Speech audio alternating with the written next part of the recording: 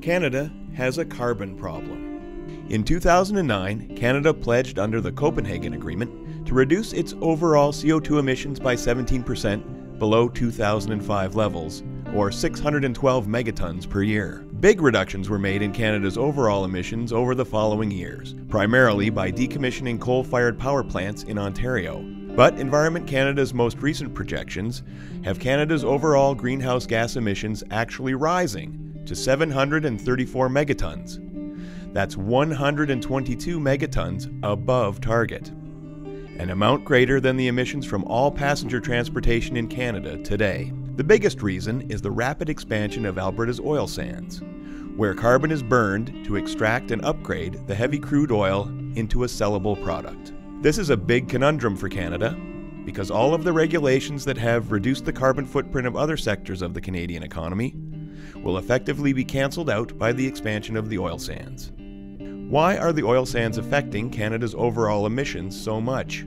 Despite a 26% reduction in the per barrel CO2 intensity of oil sands since 1990, the rise in production has increased overall CO2 emissions nearly 4 times. And Environment Canada expects it to nearly double again to 102 megatons per year by 2020. As the oil sands grow, so do their carbon emissions.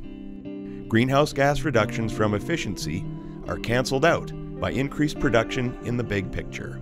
And the oil sands are projected to triple production again by 2030, with the majority of new expansion using underground steam processes that actually produce more CO2 than mining. So, what's being done about all this?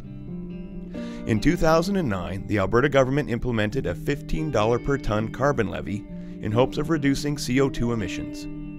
But after 4 years, most companies have just paid into a carbon fund rather than reducing their emissions.